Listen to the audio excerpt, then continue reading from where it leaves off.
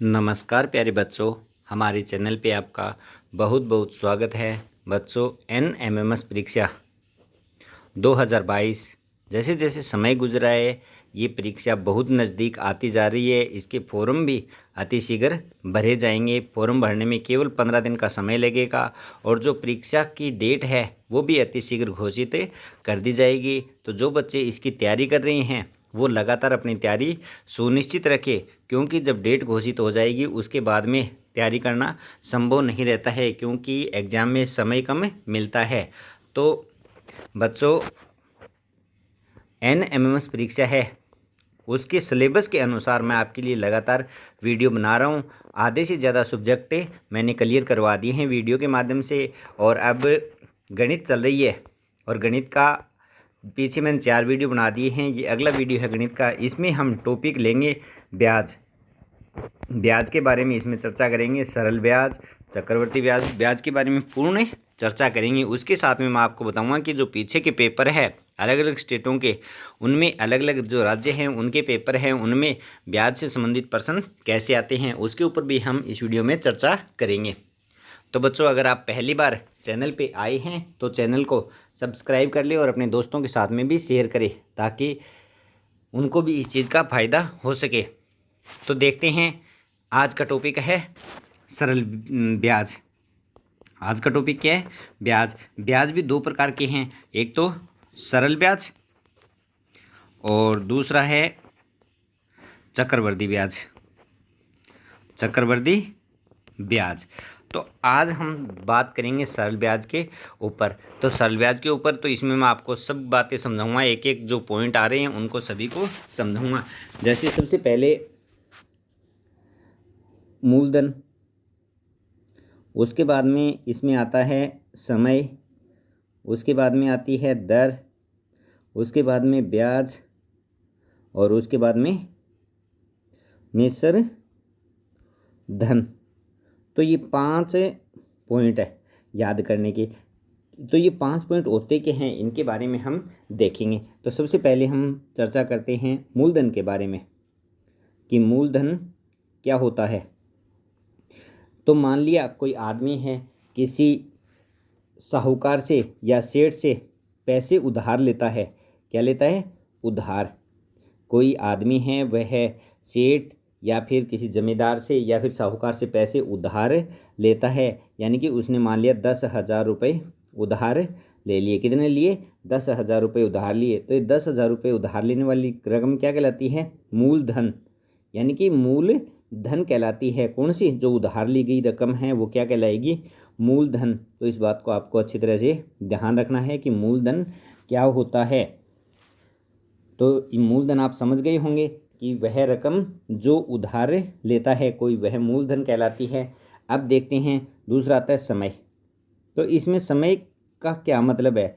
तो मूलधन जितने समय के लिए, यानी कि हमने अगर 1 महीने के लिए, 2 महीने के लिए, 1 वर्ष के लिए, 2 वर्ष के लिए, जितने समय के लिए वह धन उधार लिए तो वह समय, ये समय होगा।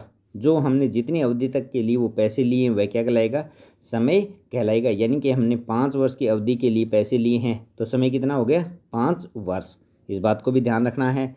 इसी प्रकार से अगला पॉइंट है अपना कि दर। क्या दी गई है? दर। अब दर का मतलब क्या है, ये भी इम्पोर्टेंट है।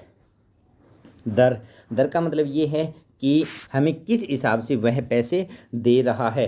ब्याज की दर क्या है, किस हिसाब से वह अपने से ब्याज लेगा। तो जैसे अब मान लिया कि 10%, कितनी? 10% की दर से। किससे? 10% की दर से। अब ये 10% की दर यानी कि 100 रुपये पर 10 रुपये, 100 रुपये पर 10 रुपये। ठीक है। अब ये दर है। दर, एक बात और बताऊं कि दर है ये, इस दर की गणना हम अलग अलग करते हैं। जैसे मासिक भी गणना होती है इसकी, और वार्षिक भी होती है, अर्धवार्षिक भी होती है, त्रैमासिक भी होती है, जो दर है ब्याज की गणना है वह किस दर से करते हैं, यानी मासिक महीने से भी ब्याज की गणना की जाती है। इसी प्रकार से वार्षिक यानी 12 महीने की भी वार्षिक दर से गणना कर सकते हैं। अर्धवार्षिक यानी 6 महीने से, त्रैमासिक यानी कि 3 महीने से भी हम गणना कर सकते हैं। जैसे कि मान लिया कि 100 रुपये पर दर कितनी 10% वार्षिक। 10% वार्षिक का मतलब क्या होगा कि 10% वार्षिक ब्याज लगेगा किसके ऊपर, 100 रुपये के ऊपर। 100 रुपये क्या है, मूलधन, क्या है मूलधन, और ये 10% क्या हो गई, दर, क्या हो गई, दर। उसके बाद में आता है ब्याज, उसके बाद में क्या आता है, ब्याज। तो ब्याज हमें ज्ञात करना पड़ेगा। क्या करना पड़ेगा, ब्याज हमें ज्ञात करना पड़ेगा कि इसके ऊपर कितना ब्याज लग रहा है। तो उस ब्याज ज्ञात करने के लिए हमें एक सूत्र काम में लेना पड़ेगा। तो ब्याज की बात हमने कर ली।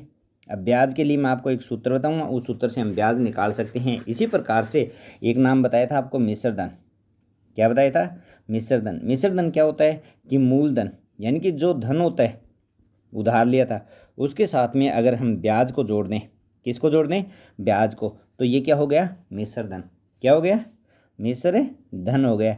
यानी कि मूलधन के साथ में अगर किसको जोड़ दें, ब्याज को हम जोड़ दें, तो ये क्या हो गया, मिश्र धन हो गया। ठीक है। अब हम बात करते हैं कि सरल ब्याज की। सबसे पहले इस वीडियो में हम सरल ब्याज की बात करेंगे। तो सरल ब्याज का सूत्र होता है मूलधन गुणा दर और गुणा में समय, और दर प्रतिशत को हटाकर हम नीचे क्या लगा देंगे, 100, क्योंकि दर दी गई है प्रतिशत में, प्रतिशत को हटाकर 100 लगा देंगे। तो ये सरल ब्याज का सूत्र है। इस सूत्र के द्वारा हम सरल ब्याज ज्ञात कर सकते हैं, जिसमें हमें मूलधन की आवश्यकता होगी, दर की आवश्यकता होगी और समय की आवश्यकता होगी। तो हम क्या ज्ञात कर सकते हैं, सरल ब्याज ज्ञात कर सकते हैं। जैसे आपको उदाहरण बताऊं मैं, एक उदाहरण है कि 850 रुपये का 6% दर से 2 वर्ष का ब्याज, 2 वर्ष का ब्याज। सबसे पहले हम सूत्र लिखेंगे। उससे पहले हमें देखना है कि मूलधन कितना है। तो मूलधन इसमें दिया गया है 850 रुपये। कितना दिया गया है, 850 रुपये। दर कितनी दी गई है, दर दी गई है 6%। और समय कितना दिया गया है, समय दिया गया है 2 वर्ष। कितना दिया गया है, 2 वर्ष। ये चीज़ें हमें अलग से छांटनी पड़ेगी। उसके बाद में हम सूत्र लिखते हैं सरल ब्याज का। सरल ब्याज का सूत्र क्या है, मूलधन गुणा दर और गुणा में समय, बटे में क्या हो जाएगा, 100। आगे हम हल करेंगे। तो मूलधन कितना है 850, गुणा में दर कितनी है 6, और गुणा में समय कितना है 2, और बटे में कितना है 100। तो इसको हम हल करेंगे तो 1 0 से 1 0 कट जाएगी, ऊपर वालों को गुणा कर लेंगे। उसके बाद में हम 10 का इसमें क्या दे देंगे, भाग दे देंगे। तो इसका उत्तर आ जाएगा 102। जब इसको हल करेंगे तो 102 रुपये ये क्या हो जाएगा, इसका ब्याज। किसका, 850 रुपये का 6% की दर से 2 वर्ष का ब्याज कितना हो जाएगा, 102 रुपये। कितना हो जाएगा, 102 रुपये। अब हमने ब्याज तो ज्ञात कर लिया, कितना आया, 102 रुपये ब्याज आया। मूलधन कितना था, मूलधन था 850 रुपये। अब हमसे पूछ ले मिश्र धन, क्या पूछ ले, मिश्र धन। तो मिश्र धन कितना होगा, तो मैंने आपको बताया कि मूलधन प्लस में ब्याज, मूलधन प्लस में ब्याज। तो मूलधन कितना 850 रुपये प्लस में ब्याज कितना 102 रुपये। तो कितना हो गया, इन दोनों को जोड़ेंगे तो 2 5 0 5 और 8 1 9, 952 रुपये इसका क्या हो जाएगा, मिश्र धन। यानी कि मिश्र धन का मतलब ये है, सीधी सीधी ये समझो कि ब्याज समेत पैसे वापस चुका रहा है, जिसने कर्ज लिया था वो वापस चुका रहा है, तो वो क्या कहलाएगा, मिश्र धन कहलाएगा। इस बात को आपको अच्छी तरह से याद रखना है। तो आज का वीडियो है, इस वीडियो में मैंने आपको मिश्र धन, मूलधन यानी कि जितनी भी ब्याज से संबंधित टर्म थी उनके बारे में बताया। उसके बाद में सरल ब्याज है उसका मैंने सूत्र भी बताया आपको, और उससे एक प्रश्न हल करके भी बताया कि इन प्रश्नों को हम कैसे हल कर सकते हैं। अगले वीडियो में हम सरल ब्याज से संबंधित और 2-3 जो सूत्र है वो बनेंगे। अगर हमें अलग अलग दिया गया, जैसे सरल ब्याज दे दिया गया, मूलधन हमें ज्ञात करना है, अगर हमें दर भी दे दी गई और समय भी दे दिया गया, एक कंडीशन ये हो रही है जिसमें क्या सरल ब्याज भी दिया गया, दर भी दी गई, समय भी दिया गया, मूलधन ज्ञात करना है। दूसरा क्या है कि हमें दर ज्ञात करनी है, बाकी ये 3 चीज़ें दी गई है। अगला क्या है जिसमें समय हमें ज्ञात करना है, बाकी 3 चीज़ें हमें दी गई है। अगला एक कंडीशन और बन सकती है, अगर मिश्र धन दिया गया है, मिश्र धन दिया गया है, सरल ब्याज भी दिया गया है, तो मूलधन कितना होगा ये भी हमें ज्ञात करना पड़ेगा। तो ये अलग अलग कंडीशन बन रही है, तो इन कंडीशनों को हम अगली वीडियो में पूरी चर्चा करेंगे। तो बच्चों आप लगातार चैनल पे बने रहें और लगातार अभ्यास भी करते रहें। ये आपकी कक्षा 7 में भी है और कक्षा 8 में भी है, तो अच्छी तरह से इनको कर ले। राशियों की जो तुलना पाठ है उस प्रश्नावली में गणित की ये है कक्षा 7 में, जो सरल ब्याज से संबंधित प्रश्न है वो।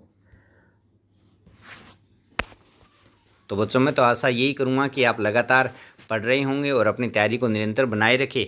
केवल यह जो एनएमएस की परीक्षा है यह केवल एक छात्रवृत्ति संबंधी परीक्षा ही नहीं है, आपके भविष्य के लिए नियम भी है ये, इस बात को आपको ध्यान में रखना है। धन्यवाद बच्चों।